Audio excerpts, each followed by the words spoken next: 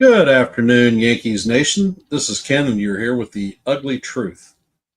Uh, Today, for our open panel, I am going to, or would like to go over the first 60 games into the season of the 2025 campaign.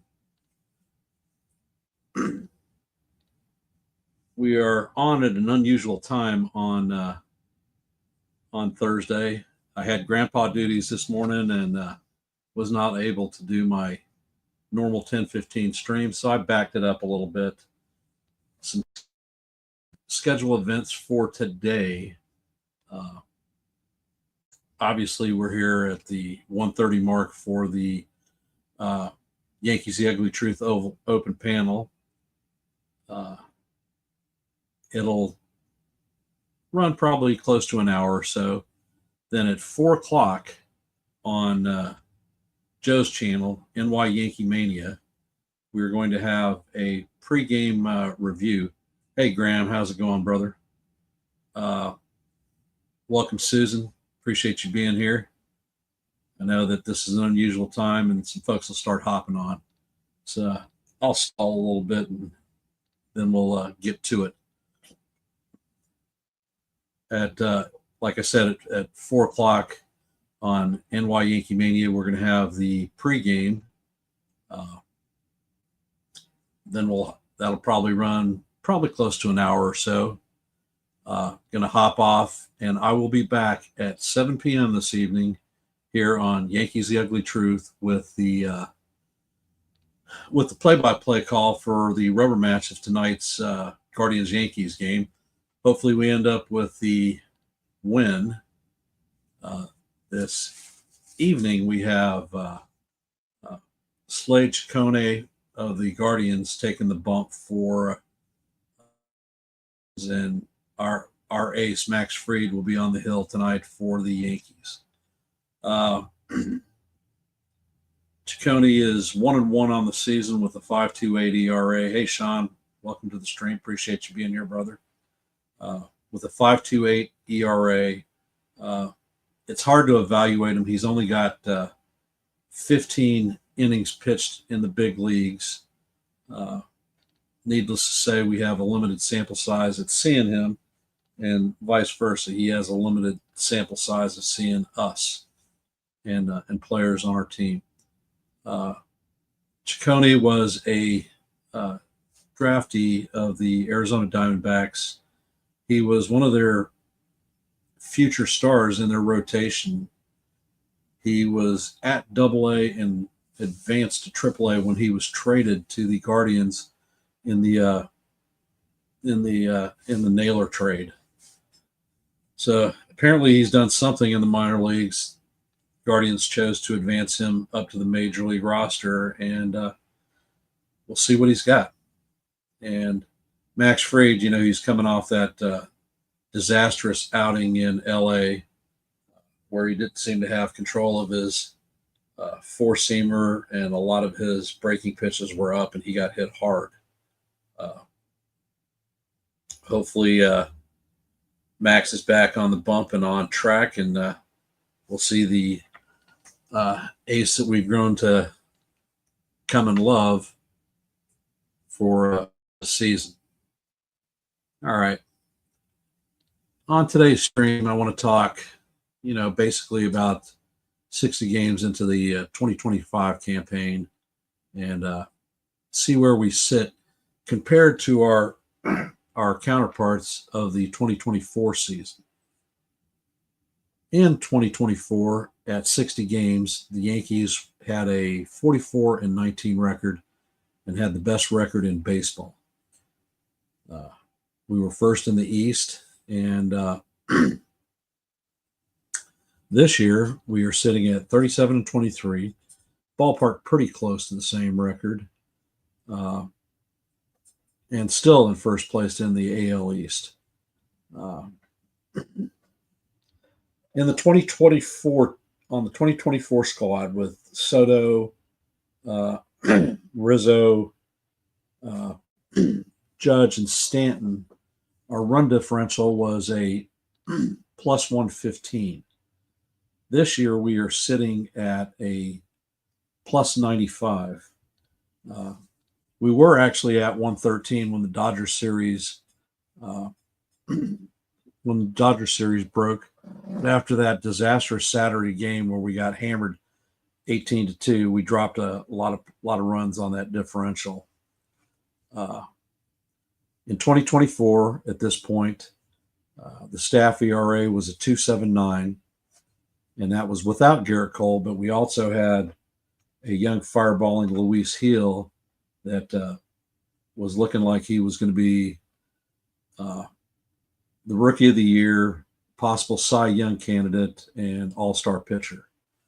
He was freaking remarkable in the first part of the season. This year, once again, we don't have Garrett Cole at this juncture, and we don't have fireballer Luis Gil. We've had to put together a patchwork rotation, which has seemed to come together, and our staff ERA this year at this point is a 5.38. It's ninth in the big league, so it's still respectable, and that's including after getting hammered in the Dodgers series. So I can live with that. Team batting average.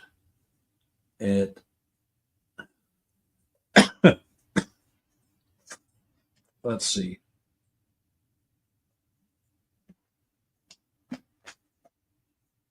Going to bring up a comment from Sean Browning. Still room for improvements and fine with the team this year. More complete all around. Okay. In 2024, we had a team batting average 60 games in at 243. The top of our lineup was basically accounting for everything. Where when we hit past number 4, heading 5, 6, 7, 8, 9, we had almost zero productivity. Like I said, the batting average was a 243. This year we are actually hitting 257.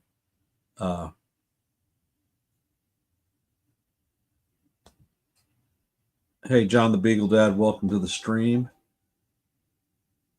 And Susan says, I'm hoping Cash makes some moves to fill our weak spots in. And I think that the front office is going to make some adjustments.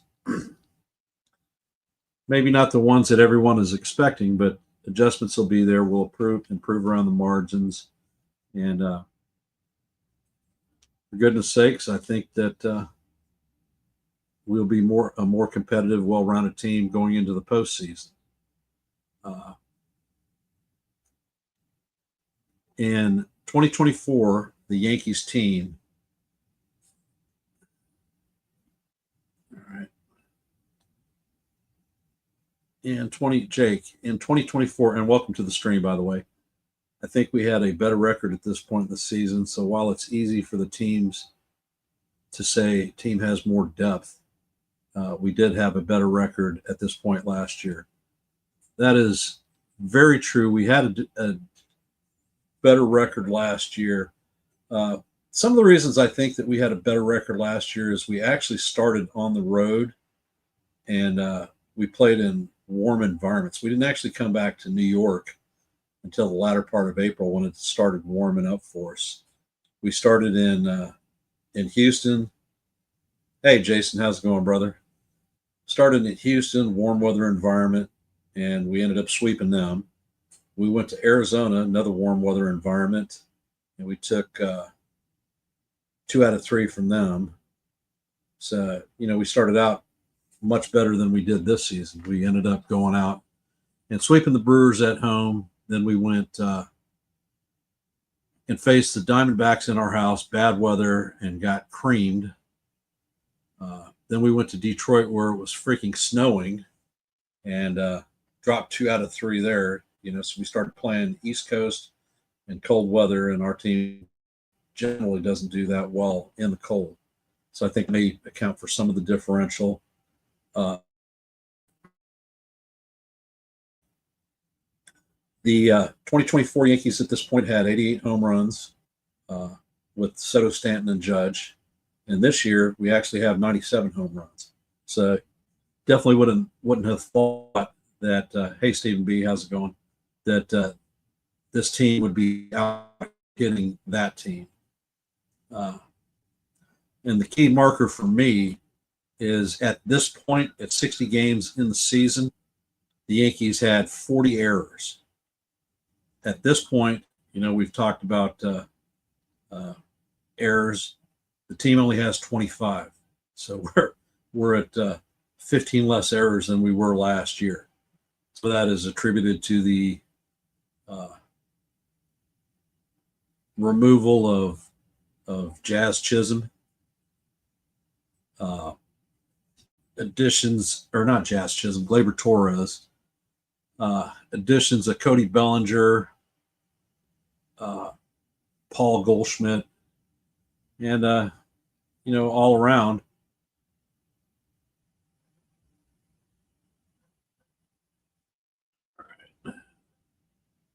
Bring up a few comments. Let's see. Jazz doesn't do cold weather. Yeah, that's a damn fact. And let's see. Peraza, salvage, beater for Abbott and McLean. Okay. Well, Abbott is the pitcher that I've been touting.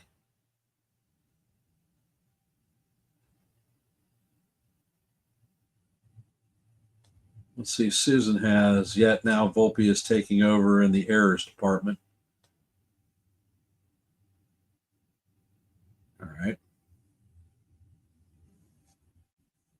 So, the offseason goal was for the Yankees to build a rotation that was going to limit the ability of our opponents to score runs, improve the defense, which would also limit runs, and have an offense that would set and be able to hold the line. Well, we couldn't tell what was going to happen with the rotation because we lost actually 3 out of our 5 starters right off the bat. We had to do patchwork with young Will Warren, Cookie Carrasco, and Marcus Stroman. And that experiment really didn't work too well. Between Stroman and Carrasco, they couldn't make it out of the 4th inning and were giving up a boatload of runs. And Warren was a roller coaster. He was up and down. I think he's found his footing. Added a 2-seam fastball, which seemed to keep hitters off of his breaking stuff. And then he faced the wood chopper with the Dodgers, who are a very good strike zone aware team, and they weren't going for any of his off-speed stuff and would sit there and wait for cement mixers to come across the plate. And he made 1 2/3 innings and got his butt spanked.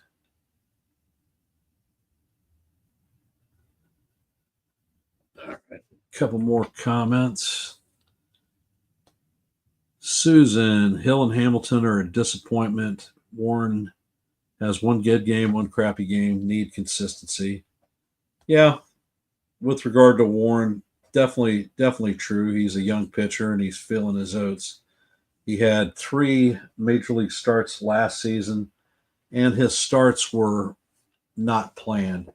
He was called up the last day. Hey, Dev Finch, welcome to the stream. Appreciate you being here, brother. So he didn't really have the prep time that he's had this year. Started out slow, and he is making adjustments, and I think that he'll be fine. He'll profile as a 4-5 starter, which is good. Probably one of the best signings that we have this offseason that went under the radar is Ryan Yarbrough.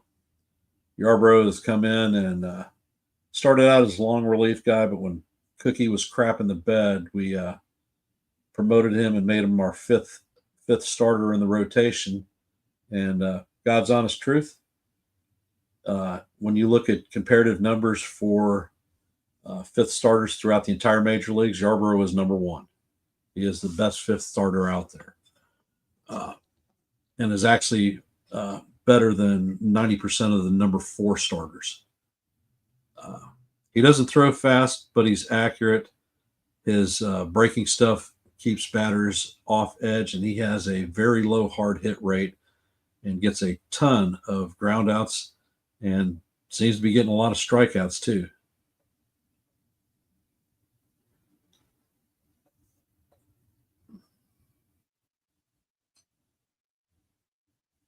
And let's see, a couple more comments. Oh, with regard to Hill and Hamilton,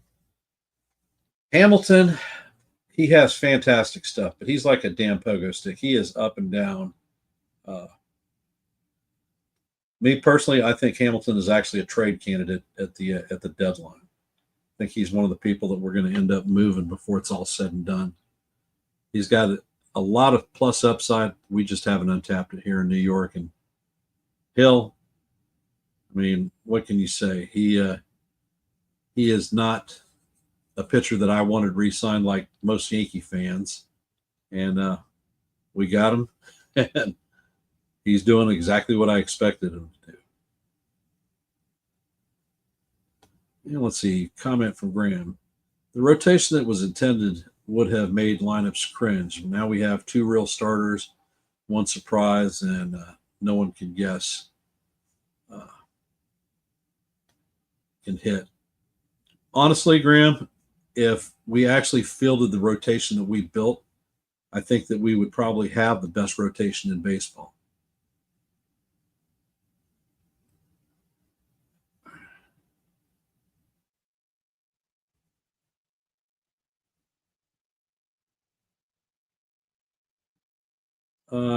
Yeah, you're talking about Mitch Keller. I think he's in the Pirates organization. He is a number 3 starter. He has got decent numbers. Pirates have often been a trading partner with the Yankees. He may be somebody that we can acquire. It's definitely not going to be one of the front arm guys that folks have been talking about. I mean, if you look at a lot of the traditionalists, they're calling for us to pull the string to make a trade for Alcantara of the Marlins, which I think he's not an impact player and not willing to give up the draft capital for him. Freddie Peralta out of the Brewers system. He's their staff ace. He's a very good pitcher. The cost to him is probably going to end up being a Spencer Jones or a Lombard Jr., one of the two. Not willing to punch that ticket.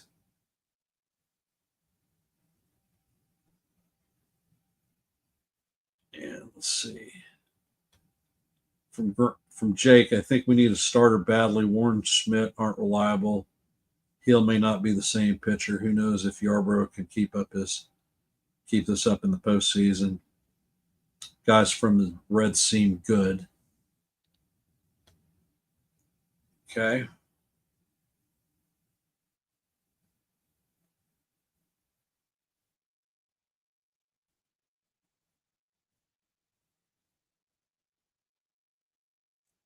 And that is pretty much the stuff that I had on call to talk about. And I'm going to open the panel up.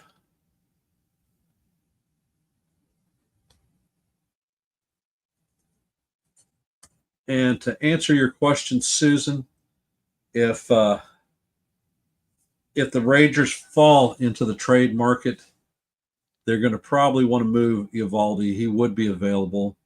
He did sign a 3-year deal with them at $25 million per pop. Probably something that Cav with. Not sure if Hal would or not. Evaldi, I don't know if you don't realize it, Evaldi was a pitcher with the Yankees. We traded for him and got him from the Marlins. When he came to us, he basically had a 97 mile an hour fastball, and that's it.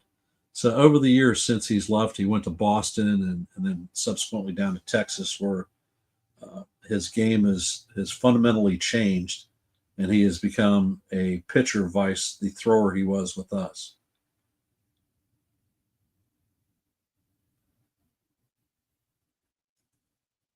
Yeah, yeah, Susan, he is a much different pitcher, much more well-rounded, and a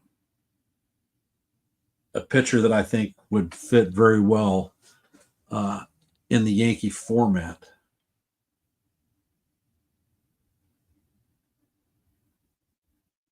Let's see. Interfielders who you would go after. Hmm.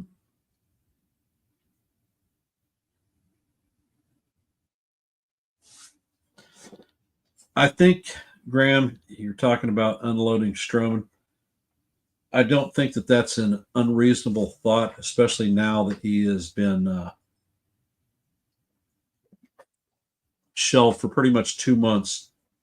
There's no chance in hell that he's going to meet his vesting option of 140 innings to kick in the follow-on subsequent year of his contract. Right now, we are sitting somewhere ballpark about 9 million paid out on his $18.5 million contract. So you're looking at an arm that eats innings for 9 grand if we unload the whole thing. Hey FJ, welcome to the stream. Appreciate you being here, brother.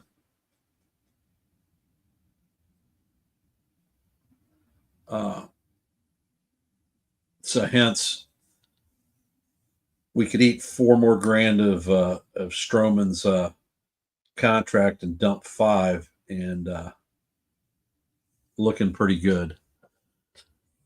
And I think that there are teams out there that are going to need inning eaters type pitchers.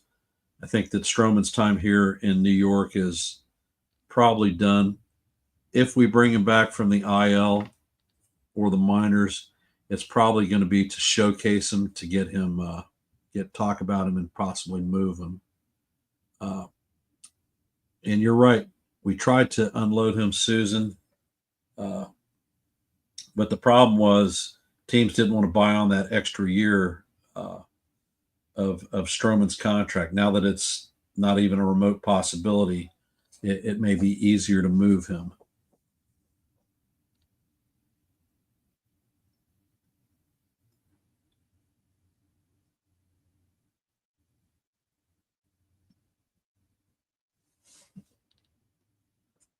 Well,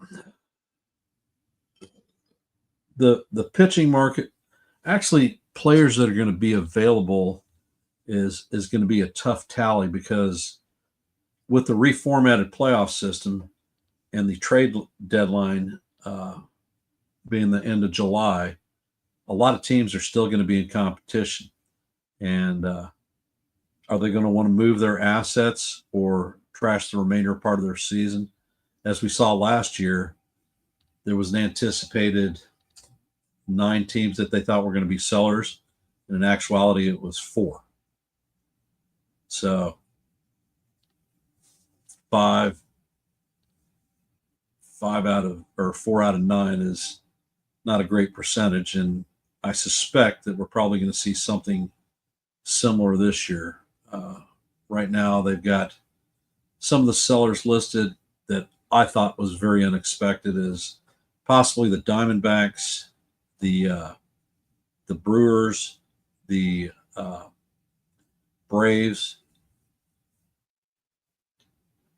Rangers, I think possibly the Angels also. So, that's, and of course, whatever's left over with the White Sox, they don't have much left to trade other than Luis Robert Jr. and possibly an infielder.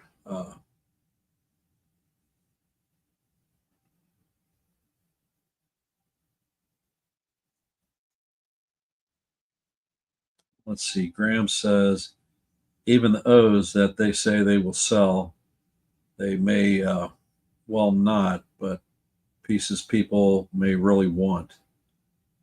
I think if the O's are moving anybody at the deadline, it's probably going to be Mullins, possibly Batista, their closer. Let's see, Jake. I hope they get a pitcher from the Reds and wouldn't mind Lowe either. I just don't know if they have the money to get both. Would be nice if they could. Uh, Jake, right now the Yankee payroll is at 303 million. When we finished the season last year, we were at 317 and change. And some of the figures,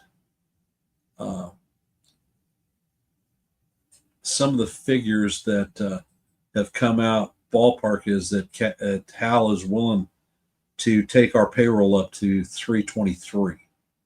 So a little bit more than we spent last year. And I think the reason that is because we made a boatload of money in the playoffs and the World Series.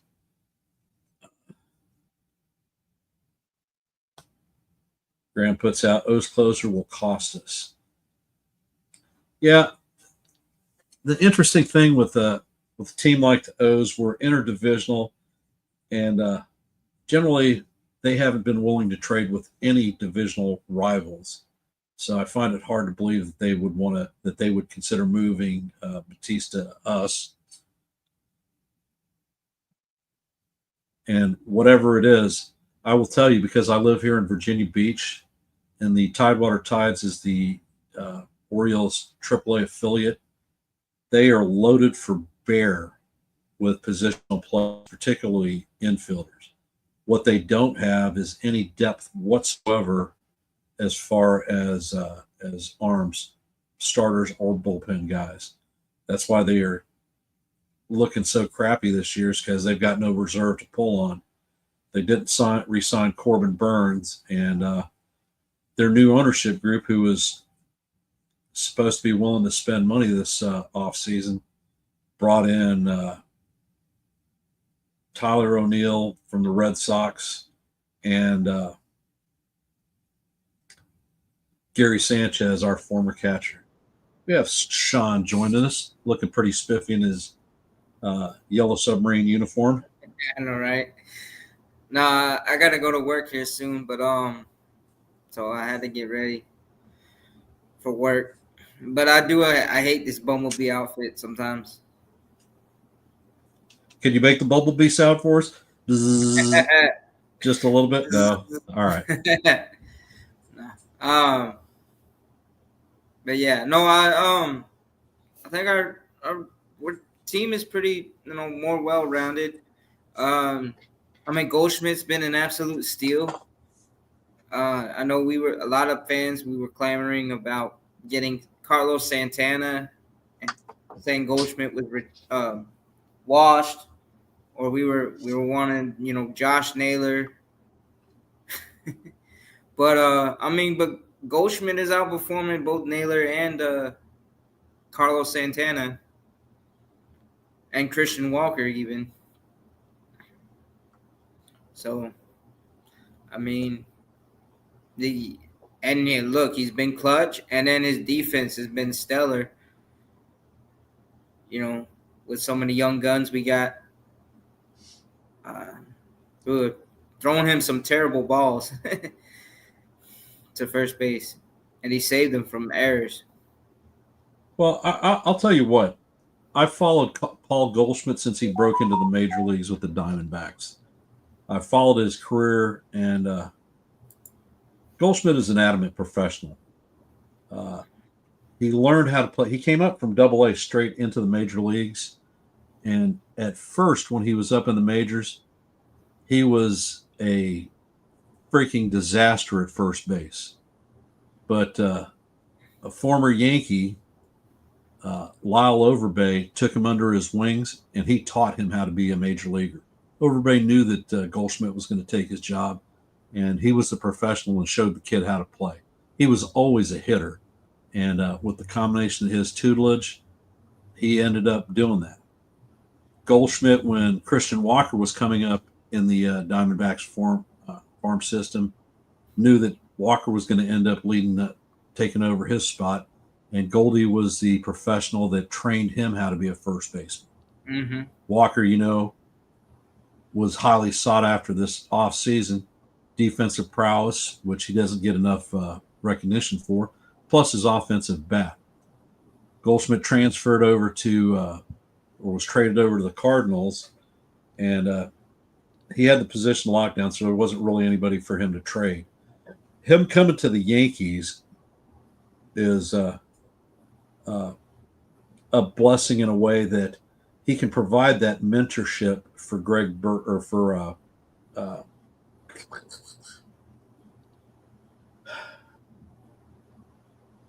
who the hell is the first baseman that we're trying to breed? Well, you got Murakami or No. He's on our roster. He's the kid. Oh, on our roster, we got Ben Rice. Yeah, Ben Rice. Or so TJ Goldschmidt. Rumfield.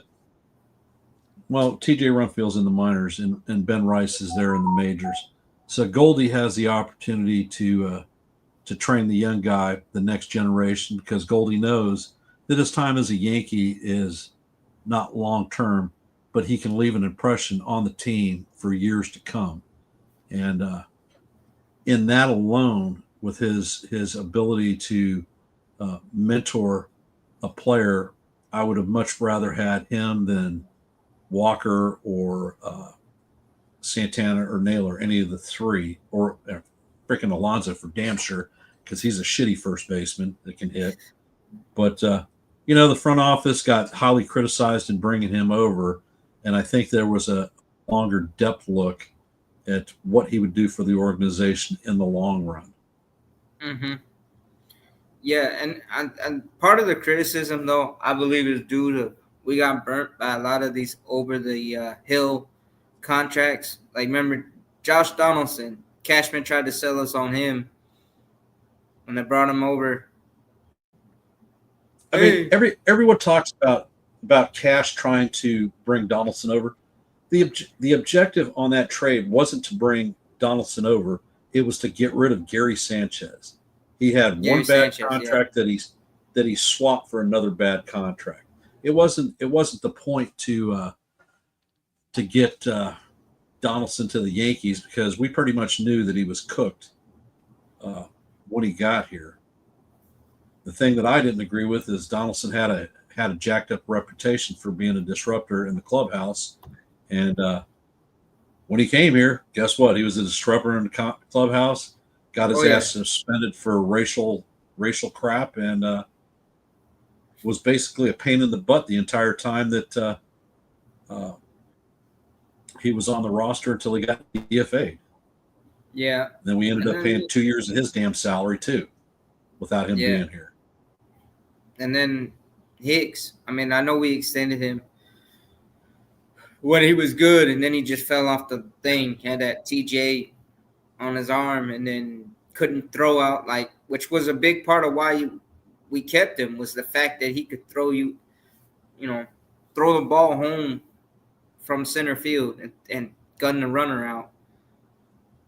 Hey, Custodio, come up if you got some more opinions like that.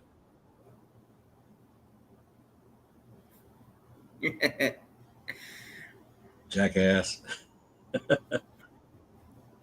Well, no, it's just because there are a lot of fans that are like, oh, man, the season's over, and, this, that, doomsday, or one loss.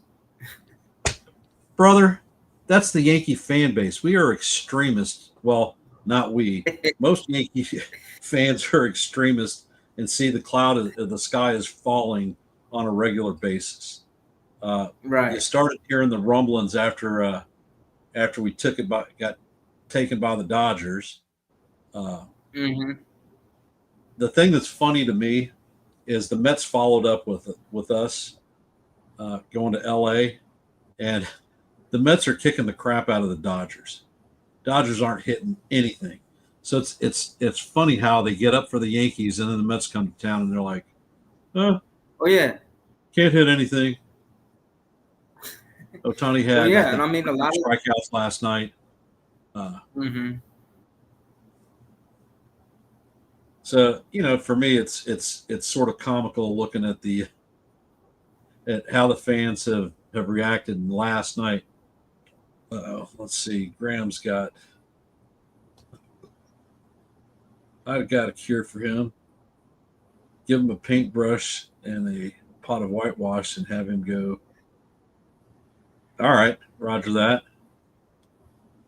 Nah, that's funny, because that was one of the worst details in the military. Grab a paintbrush and then paint a rock, or I'm sure in the Navy they want you to paint over perfectly good. Here you go. Custodio's got one for you. I painted a T-wall in Kuwait before. Mm-hmm. No, we had a big oak rock that one of the E7s had found in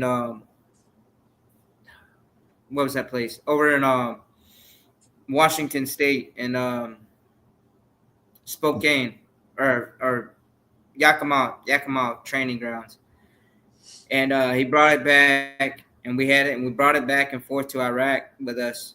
He was killed in action in Iraq, but we were painting it different things, but it was like it's a battery thing, but we would get the. It was like, man, really? Yeah, Graham's got a good one too. Cleaning latrine floors with toothbrushes. Oh yeah, or uh, take scissors and cut grass. Yeah.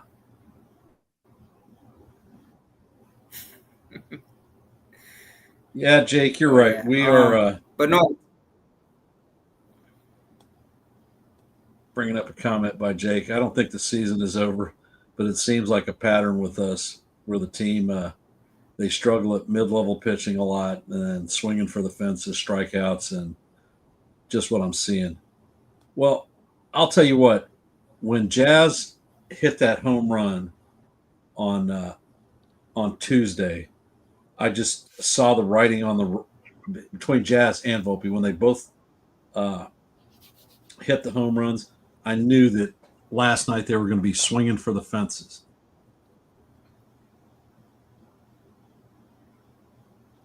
And Susan made a great point though too, um, about seems that some pitchers that we face that we're not too familiar with, we can't seem to hit, and they got like high ERAs.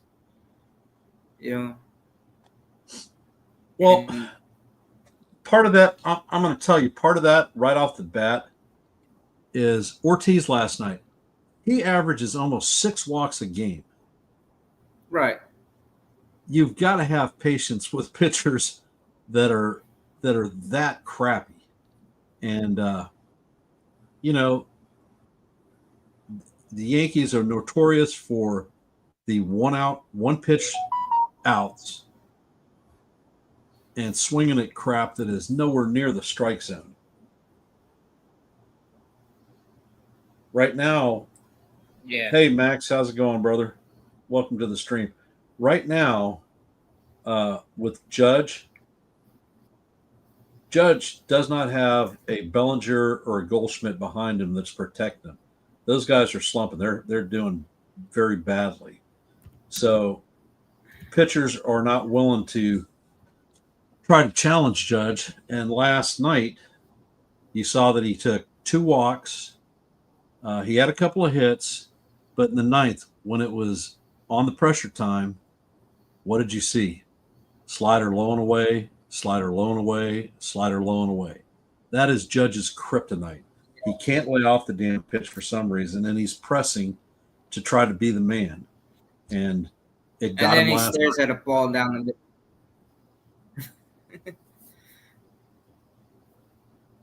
You know. Um. Yeah. I So mean he.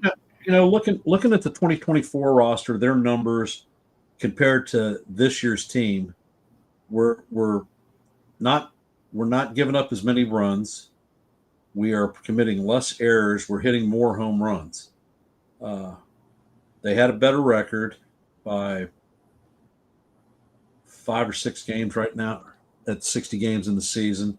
So, it's we've reformed the team, and it took a while for the team to actually start to gel. So the Yankees are working more so as a team than they did during the first 20 or so games. Oh I yeah. think that trend is going to continue. Uh, is the team perfect? By no measure are they a complete. Is the team a complete unit? Where do I think that we need to make changes? Certainly, we need to pick up another infielder that is a right-handed bat. Me personally, I'm very skeptical that I don't believe that Giancarlo Stanton is going to step field this season with the Yankees. Front office hasn't been clear on what exactly is going on with him. Uh, you're right, Graham. The bench needs help. We have people that are on our bench that are an absolute freaking zero. Pablo Reyes. He's like last year's Jumai Jones. I couldn't figure out for most of the year why the hell he was on the roster because he never touched the field. Mm-hmm. And Reyes is the exact same player. Uh, you know, I Oh yeah. freaking love Oswald Well, I, Peraza's glove, but as far as a productive member that you could pull off the bench in a pinch hit situation, he is an absolute zero too. Might he thrive in another uniform in another park?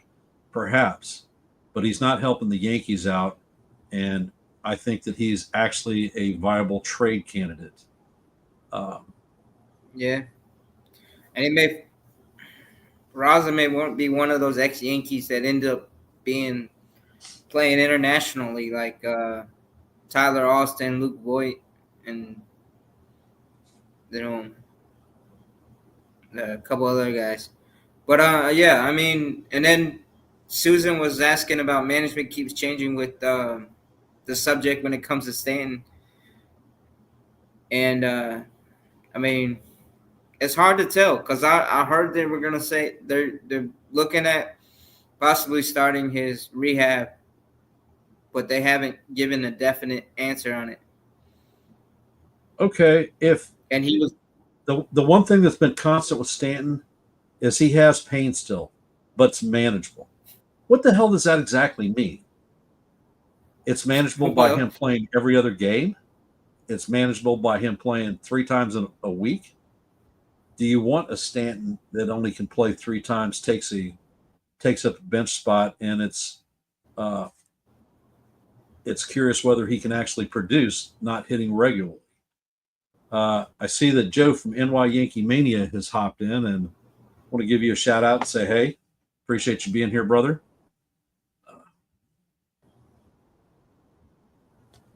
All right, let's see. Susan, I heard rumors about trading for Andhar. Is that even a reality? Uh, it is a possibility. They've had the commentary about possibly trading for Miguel Andahar, who's hitting over 300 this season. He's a decent stick. He's hitting from the right hand side of the plate.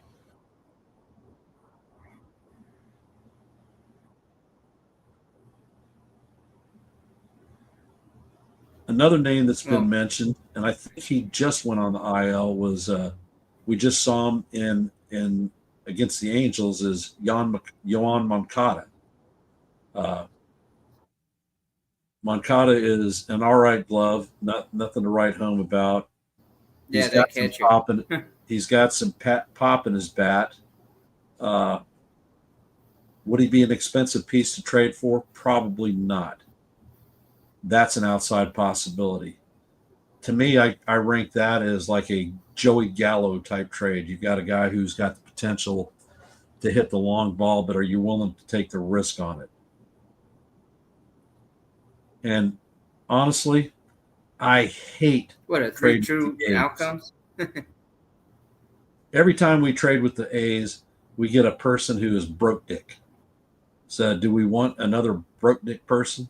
I don't think so. Yeah. And I'm damn sure never trading for a pitcher from the A's ever again Well, after the I last two mean, that we the got busted on. only trade.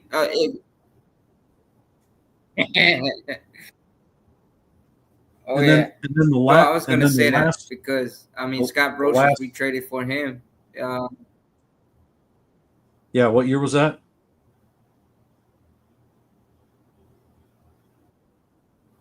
oh Over yeah, 20 years that was ago? before '98. We traded him either Exact. It was '97 over. or the offseason of '98.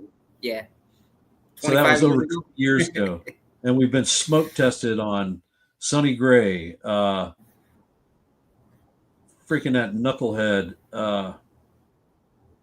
Montas. Uh, I mean, and the list goes on. The interesting candidate out there that may be a possibility is from the Diamondbacks if they open him up, and that's Eugenio Suarez, their third baseman. That guy, he hits a ton.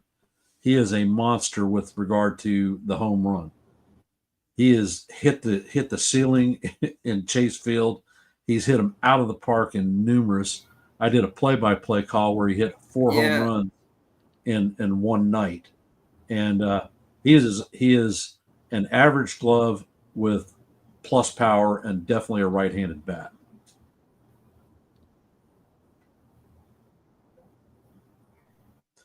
And I think with us and yeah. the And then if you Diamondbacks are remember how he was faltering. with the Mariners, he's a steady, consistent, some pop.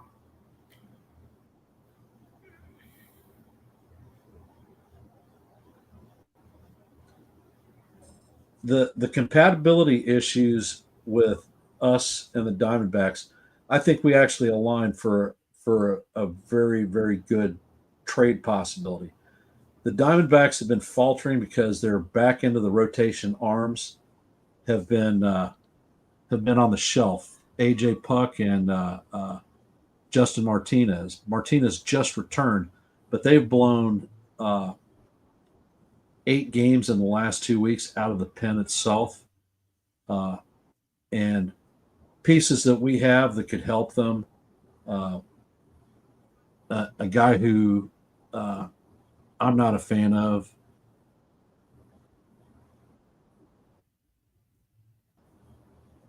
All right. News from Joe at Yeah, NY Yankee. Andy Martino is reporting that Giancarlo Stanton will be back to the Yankees by mid-June. Yeah. All right. I'll believe that when he's actually on his way back. Till he gets here, I don't believe Jack. well, if Martino is reporting it, well, and Martino is reporting there's usually some kind of steam behind it. Um, but yeah, like you said, I'll believe it when he's in the lineup. You know, So, like I said, you I'm know, skeptical Jeff to see Curry Stanton is one back. of them. The other one's Brian Hope.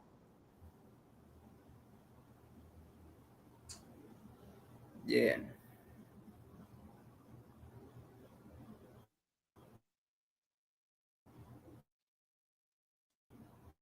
And Jake, he said it's reasonable to um, speculate that Stanton could be back the other to the one though that I Yankees. find last year.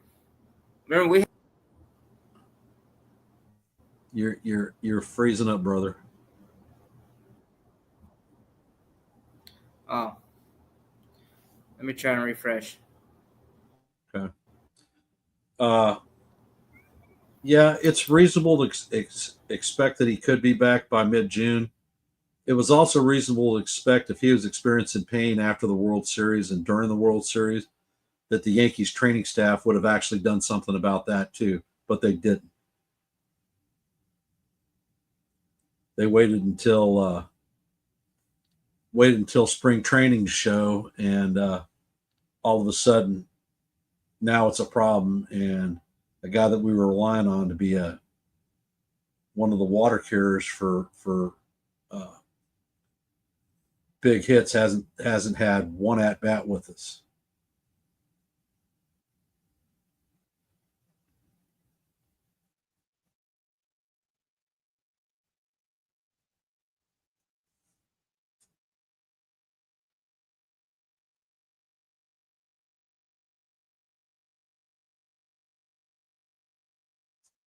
All right, let's see. Sean is back, so we'll bring him back up. Are you here? Yeah, so yeah, I'm here. All right. Um, it says I got the factory reset on that router, but I may have to just turn it back in and get another one. Yeah. But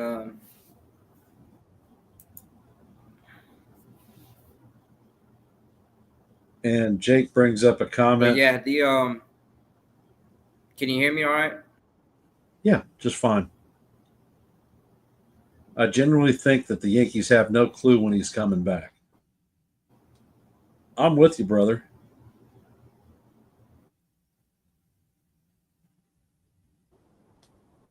And to answer your question, I wonder Well, if the so the Diamondbacks thing would when take they were Sherman as saying part of a that trade. his pain is manageable, that's a relative term.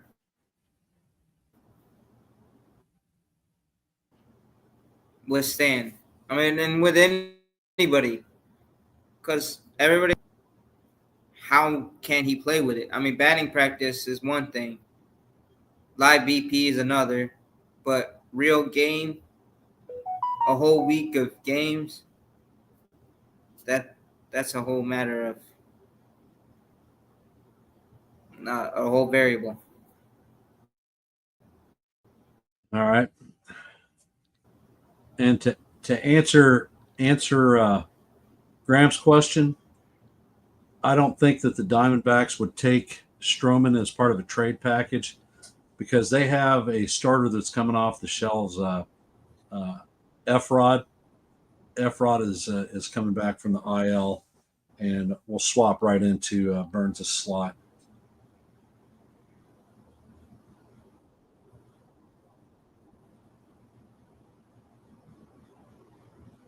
Yeah. Um, and then here's the other thing. Um, they probably need more of a closer than they need or back end bullpen help than they need a starter.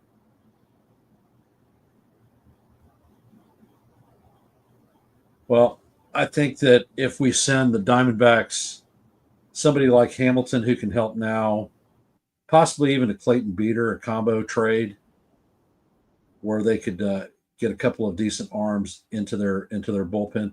Maybe even JT Brubaker would fit that mold.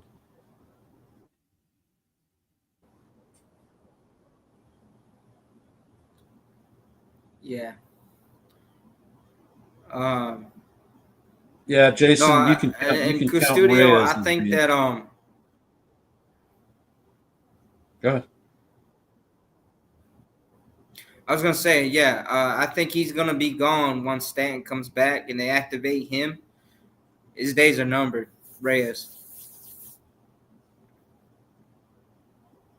Hell, his numbers should have been numbered from the day he first touched the field when the season began with his three goddamn errors. Yeah,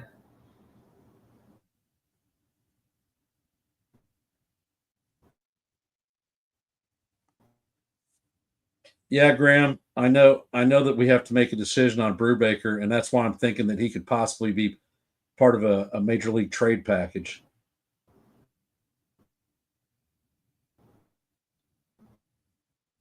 but No, Jonathan, I did not He hear that the likes Sox are being to sold. give everybody a.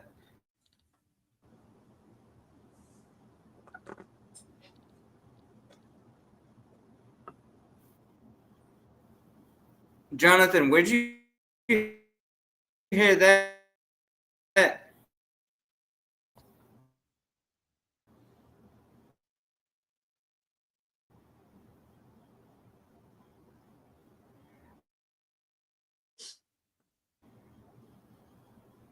Well, here's a question for you all out there. Would you be willing to consider trading Ben Rice at the deadline?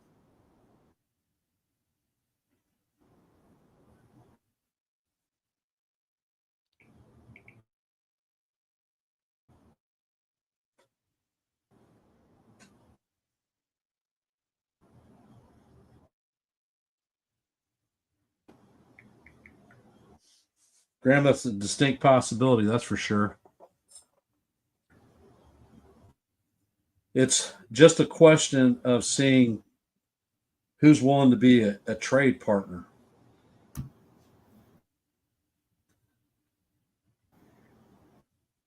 Trade Ben, frontline pitcher.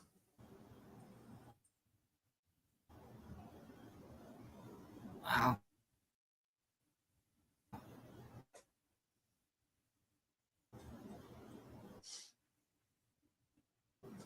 I'll tell you, out of our farm system, I think Vivas is a trade candidate. That'd be kind of interesting. I know they've been really terrible lately.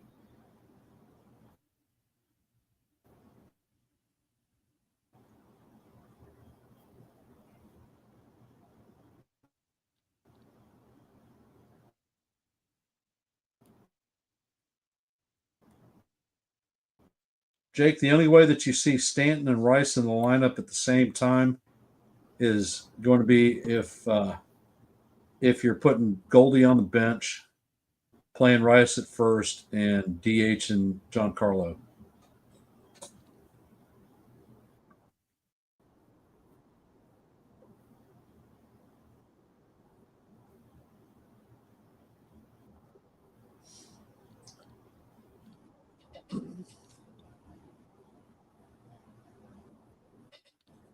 All right, pitchers.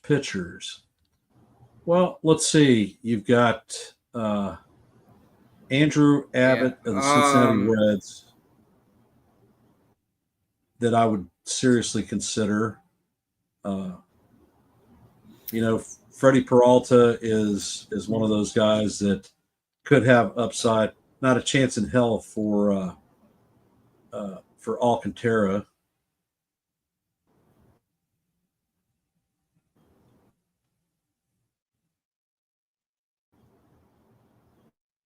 Diamondbacks, they've got a couple of pitchers that will be free agents. If they're sellers, they could move Merrill Kelly and Zach Gallen. Of those two, I would probably pick Merrill Kelly.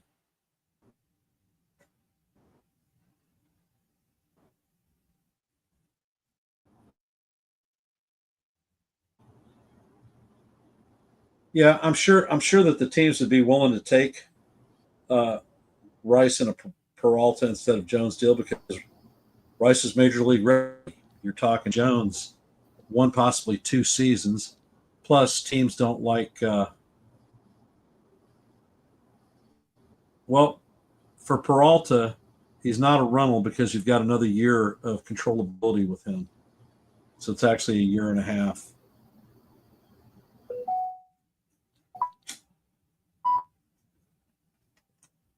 But like I said, those are options.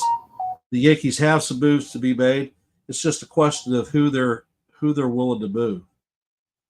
One that I think may get moved is uh, Jesus Rodriguez, our up and coming catcher slash third baseman sitting there at Scranton that a lot of people have been calling to come up to the majors.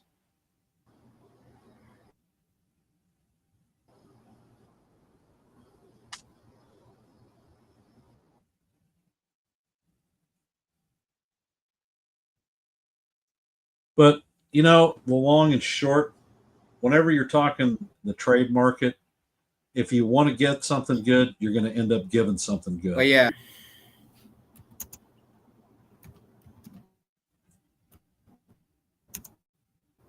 You got a blaze to work.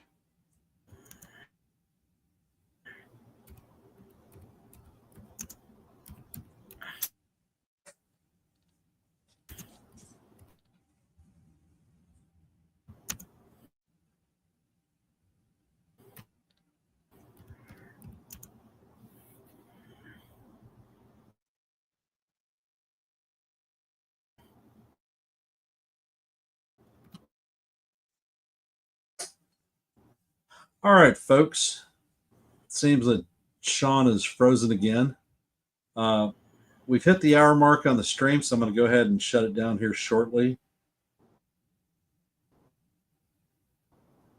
No problem, Sean. Appreciate you being here.